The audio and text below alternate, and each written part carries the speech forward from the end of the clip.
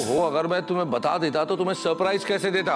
अच्छा, हमसे चालाकी कर रहे हैं। याद था फिर भी कहाँ जा रहे हैं? आज तो मैं तुम्हें छोड़ने वाला नहीं। तुम्हें मेरी कसम है, तुम गुलाल नहीं लगाओगे। विश्वास, मुझे लगता है यहाँ और ज्यादा रुकना ये हमारे लिए वेस्ट ऑफ टाइम। यही वेस्ट ऑफ टाइम आने वाले समय में आपके लिए यूजफुल टाइम बनेगा। कल होलिका दहन था और आज होली है। होली बहुत बहुत मुबारक।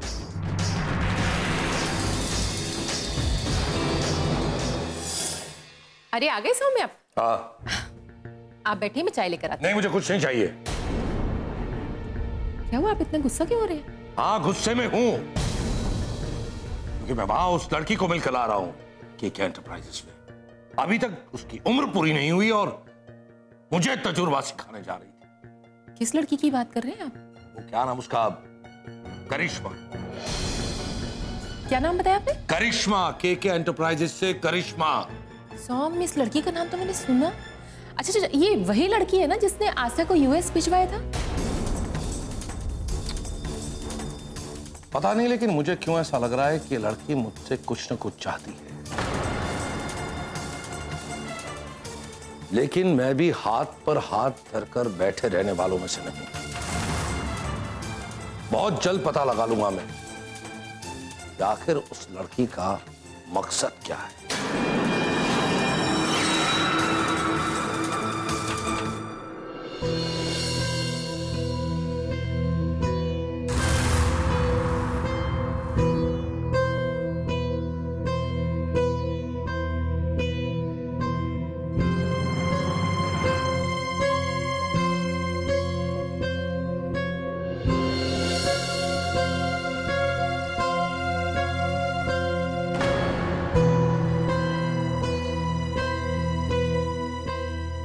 अरे क्या हो गया? तुम अचानक से ऑफिस से क्यों आ गई? निशांत, घर का माहौल बहुत सैड है। पता है, जब मैं सुबह सुबह घर से निकली थी तो अंकल जी और मासी का मूड बहुत खराब था। वो बहुत उदास थे। मैंने उन्हें इतना उदास आज तक नहीं देखा। बस इसीलिए ऑफिस से घर चली आई। लेकिन हुआ क्या? वो अंकल जी का टेंडर पास नहीं हुआ। अरे तो इसमें इतना उदास होने वाली कौन सी बात है? वो एक बिजनेसमैन और उन्हें तो ये सब बातें सोचनी नहीं चाहिए। और ये सब उनके साथ पहली बार थोड़ी ना हुआ होगा। वो सब मैं जानती हूँ, मगर मम्मी बता रही थी कि अंकल जी के लिए टेंडर बहुत इंपॉर्टेंट था। अरे वो कोई बिजनेस फील्ड में पहली बार उतरे क्या जो ऐसी बातें कर रहे? या फिर ये उनका कोई आखिरी टेंडर था जो वो ऐसे हिम्मत हार गए? नहीं निशांत, बात कुछ और है। तुम सुनोगे तो तुम भी चौंक जाओगे। कौन सी बात? अंकल जी इस बात से दुखी नहीं है कि उन्हें टेंडर नहीं मिला, बल्कि उन्हें इस बात की चिंता है कि टेंडर करिश्मा को मिल गया। करिश्मा? हाँ, टेंडर करिश्मा को मिल गया। और पता है, अंकल जी कह रहे थे कि वो टेंडर पास नहीं हुआ है, बल्कि करिश्मा ने पास करवाया है। अरे अंकल को ये बात पहले सोचनी चाहिए। जब टेंडर पास कराने की बात थी तो उन्हें इस पे पूरी कोशिश करनी चाहिए थी, या तो पहचान से या फिर पैसा दे, बस। अब वो टेंडर भरकर कॉन्फिडेंटली बैठ गए होंगे। बस करिश्मा ने उनकी इसी चीज का फायदा उठा लिया। नहीं निशांत, अंकल जी को एक ही चिंता है कि बात कुछ और ही है। करिश्मा ने ये सब जानबूझकर किया है। क्यों? वो भी बिजनेस करना चाहती है। नहीं निशांत, अंकल जी तो कह रहे थे करिश्मा बिजनेस करने नहीं, बल्कि कुछ और ही करने आई है। मैं कुछ समझा नहीं। निशांत, आस्था को यूएस भेजने में करिश्मा का हाथ था, और फिर अचानक हम सब से इतना अपनापन जताना, आसमान के इतना क्लोज हो जाना और विश्वास से जबरदस्ती दोस्ती करना, और हमसे कहना कि एनजीओ में हेल्प करेगी, मगर अभी तक उसने कुछ नहीं किया। मुझे तुम्हारी बात सही लग रही है। हाँ निशांत, मेरी बात सच ही है। और अगर तुम्हें यकीन नहीं होता ना, तो खुद करिश्मा को अभी फोन करके देख लो। सच्चाई खुद ब खुद पता चल जाएगी। तो ब्रिज बिहारी, अरे मैं तुम्हें ही कॉल करने वाली थी निशांत। इसका मतलब मैं 100 साल जीऊंगा। इंसान मरता है, उसकी ख्वाहिशें मरती हैं, आंखें बंद हो जाती हैं, शरीर जल जाता है, मगर उनकी आत्मा उन ख्वाहिशों की तलाश में भटकती रहती है। मेरे पास प्रतिष्ठा नाम की पहले से फिलोसोफर बैठी है, ऊपर से तुम भी आ गई। सरल भाषा में बात करो ना प्लीज। मैं तो तुम्हें आईना दिखा रही थी।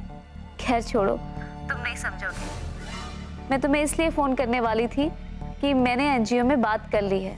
बहुत जल्द तुम्हारे एनजीओ का काम हो जाएगा। Okay, thank you. तुमने इसीलिए फोन किया होगा ना? हाँ, yes you are right. Okay Nishant, मैं इस समय एक मीटिंग में बैठी हूँ, मेरे साथ काफी लोग हैं, मैं तुमसे बाद में बात करती हूँ। Okay, carry on. Okay bye. Brij Bihari, प्रतिष्ठा के एनजीओ का काम जल्द से जल्द होना चाहिए। मैडम, आपने कहा था चिट, हमने चिट कर दिया था, लेकिन अब आप कह रहे हैं पट कर दो, पट कर देंगे। वाह ब्रिज बिहारी वाह, वाकई तुम सब पर भारी हो, बड़ी जल्दी समझ गए। हम तो जन्म से ही समझदार हैं मैडम। हमारी अम्मा को अस्पताल न जाना पड़े, घर में ही पैदा हो गए। अब पिताजी को तकलीफ ना हो तो स्कूल नहीं गए, और हमारी पत्नी को तकलीफ ना हो इसलिए शादी ही नहीं किए।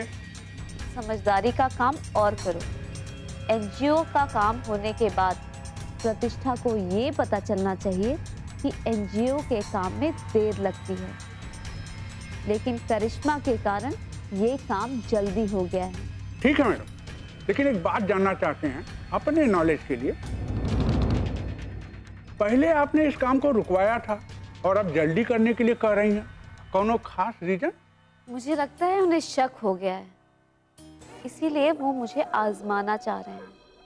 तुम्हें पता है, जब कोई इशू खड़ा होता है ना, तो उससे गड़बड़ होने की चांसेस होती हैं, तो फौरन दूसरा इशू खड़ा कर देना चाहिए ताकि लोगों का ध्यान उसमें बढ़ जाए। सही था। मेरा शक सही निकला, कहीं कुछ गड़बड़ तो जरूर। मुझे ताजुब इस बात का नहीं, लेकिन मुझे ताजुब इस बात का कि मेरे फोन करने पे उसे ये बात पता कैसे चली कि मैंने उसको एनजीओ को लेकर फोन किया। वो बहुत चालाक है और वो चालाकी से ही सारा खेल खेल रही है, तभी तो उसने टेंडर पास करवा लिया। जहां तक टेंडर का मामला है, मुझे लगता है कि वो कुछ नहीं। ये तुम कह रहे हो, और कोई जरूरी नहीं कि जो तुम कहो वो सच हो और मैं मान लूं। तुम्हें ये बात माननी ही पड़ेगी। नहीं मानूंगी। मानना ही पड़ेगा। क्यों? क्यों मानूं? तुम्हें इसलिए मानना पड़ेगा कि मैं तुम्हारा होने वाला पति। Shut up. तुम इन सब बातों पे बहुत जल्दी गुस्सा हो जाती हो, लेकिन बस दिखावे के लिए। अंदर ही अंदर तुम बहुत खुश होती होगी। ज्यादा ना हरे हरे सपने मत देखो, क्योंकि जब आंख खुलेगी ना तो सामने पतझड़ का मौसम होगा।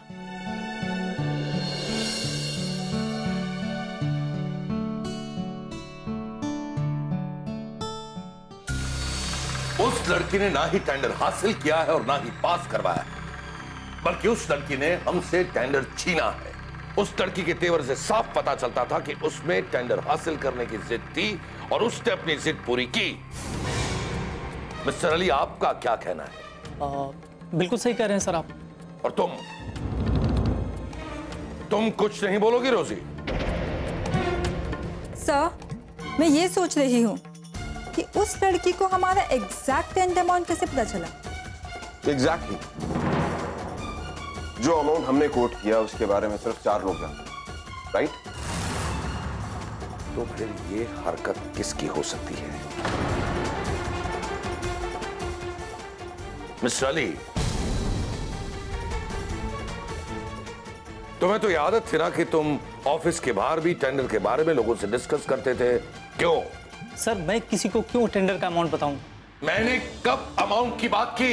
मैंने तुम्हें सिर्फ ये पूछा कि तुम्हें ये आदत थी कि तुम ऑफिस के बाहर लोगों से टेंडर के बारे में बात करते थे, क्यों? वो तो सर मैंने सिर्फ अपनी बीवी को बताया था। सर, मुझे ऐसा लगता है कि उस लड़की ने अंदाजे से ही कोई ऐसा अमाउंट भर दिया होगा और लक ने उसका साथ दे दिया। हाँ रोजी, वाह वाह। तो तुम्हारा ये कहना है कि मैं लक के भरोसे अपना बिजनेस चलाऊं, घर पर हाथ धरे बैठा रहूं, हाँ? और इंतजार करूं कि जब लक साथ देगा तब मैं बिजनेस करूंगा। तुम यही कहना चाहती हो ना? मिस्टर श्रीवास्तव, आई थिंक रोजी इज राइट। मेरे ख्याल से उसने अंदाजन अमाउंट कोट किया और तुक्के से उसका तीर निशाने पर लग गया। विश्वास, मुझे दुख इस बात का नहीं है कि उस लड़की ने हमसे टेंडर छीन लिया, बल्कि मुझे डर इस बात का है कि आगे चलकर वो लड़की बहुत कुछ करने वाली है। हमारे लिए वो खाई बना देगी। देखिए, मुझे लगता है आपको वहम हो गया। ऐसा कुछ नहीं, वो लड़की कम दिनों में ज्यादा तरक्की करना चाहती है। ना तजुर्बेकार है वो लड़की।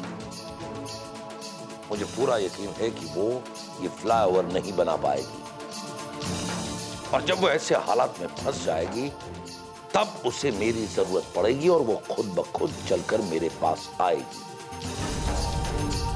आपको ऐसा क्यों लगता है? क्योंकि विश्वास, सेकंड लोएस्ट टेंडर अमाउंट हमारा है,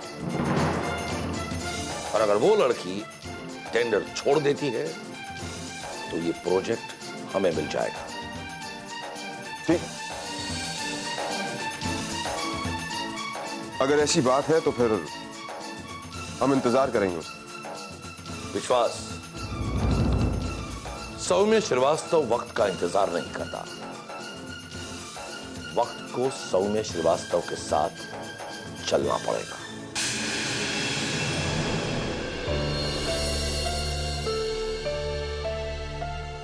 ये लड़की है या कोई बला?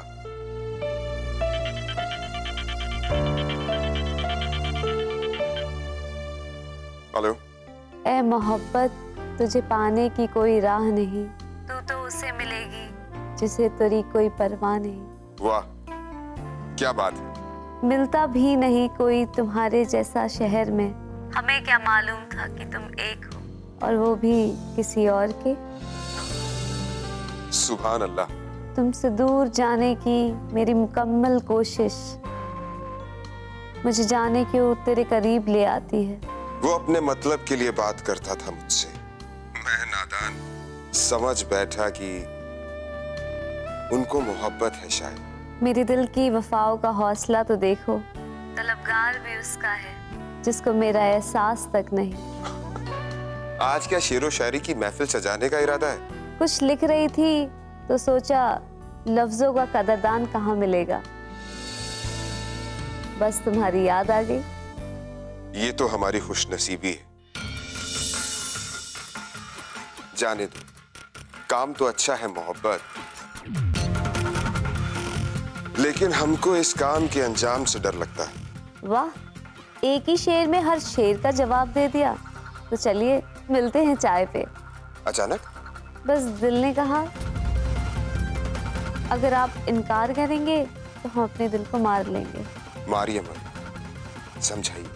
और ना समझे तो उसे मनाइए।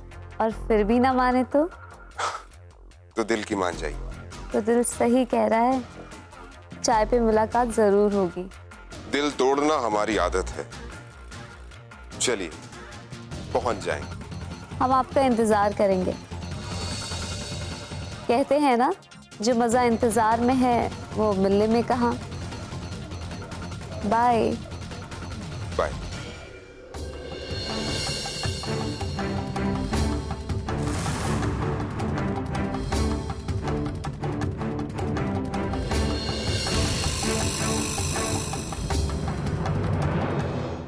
इंसान की अगर हर चाहत पूरी होने लग जाए तो फिर इंसान उस ऊपर वाले को याद ही नहीं करेगा।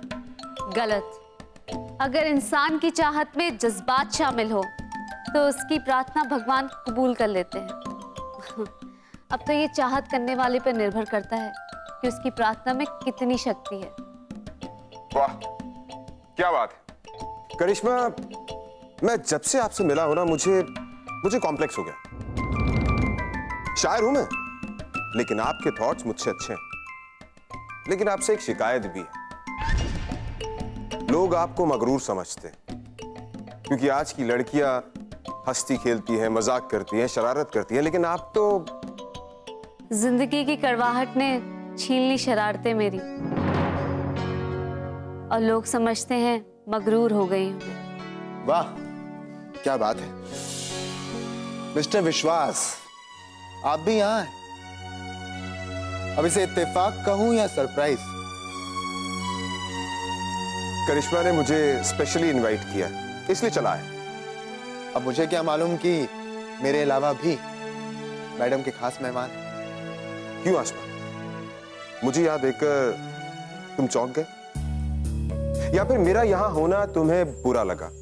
मिस्टर विश्वास, चौंकता तो तब जब मैं आपको पहचानता नहीं, और बुरा तब मानता जब करिश्मा मुझे इनवाइट नहीं करती। मेरे लिए तो दोनों ही खास हो, मेरे दिल के पास हो। अब तो ये आने वाला वक्त ही बताएगा कि कौन दिल के कितने पास है।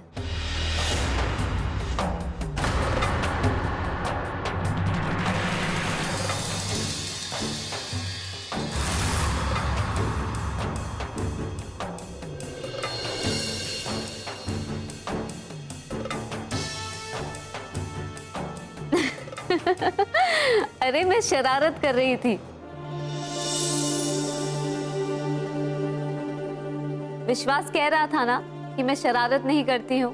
वैसे करिश्मा, आज कोई खास दिन या कोई खास मौका है क्या?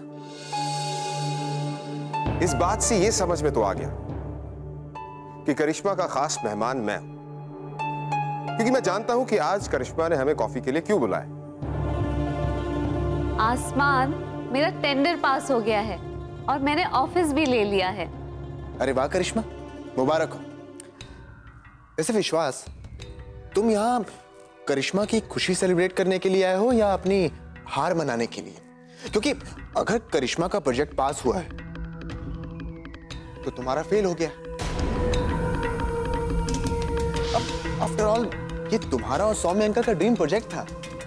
ड्रीम इनका था, पूरा कर लिया मैंने। इसका मतलब करिश्मा, ये पार्टी तुम्हारी जीत और इनकी हार के लिए। ये तुमसे किसने कह दिया कि बाजी हार गए हम?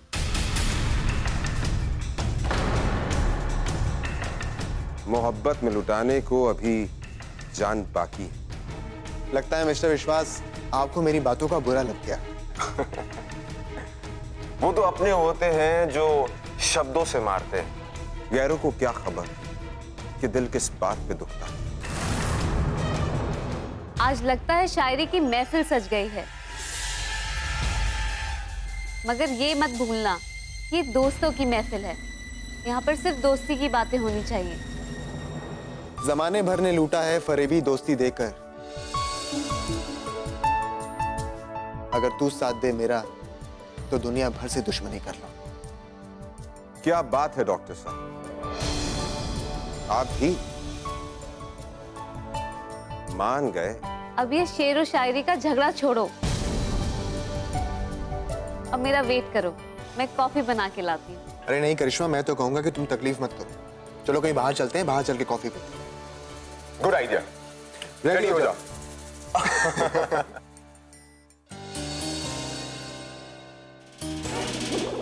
आज दोस्ती है, यही दोस्ती अगर दुश्मनी में बदल जाए तो?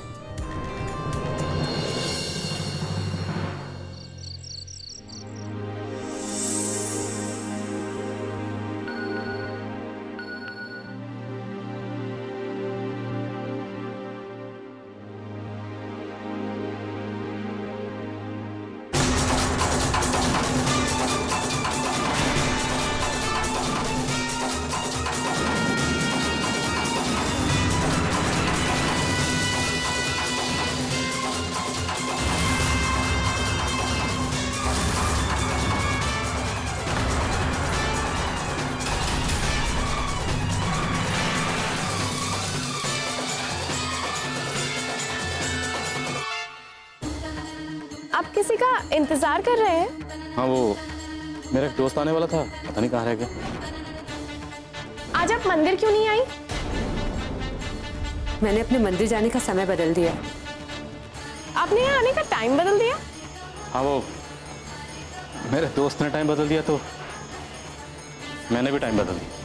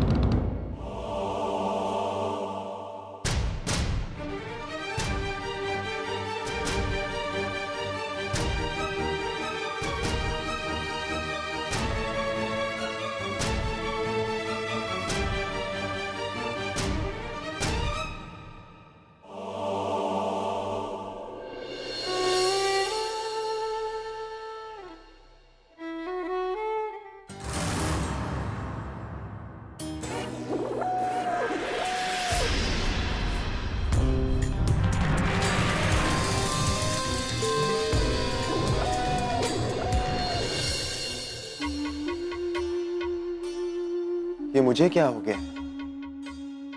करिश्मा के ख्यालात में क्यों खोया हुआ? अगर उससे विश्वास भी मिलता है तो मुझे उससे क्या करना है? आखिर मेरा और करिश्मा का रिश्ता ही क्या है?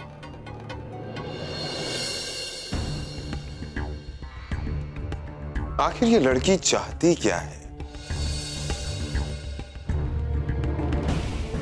बिजनेस?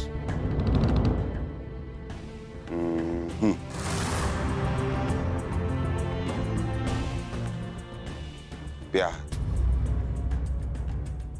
या कुछ और?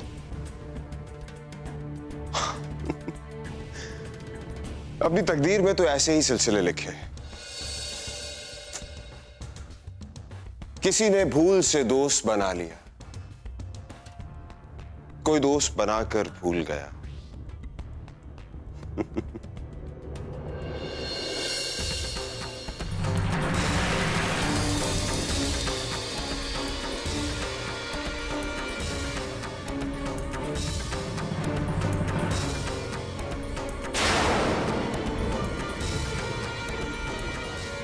उसी के नाम का सिंदूर मांग में भरकर घूमने वाली आज उसी सिंदूर को कलंकित कर रही है।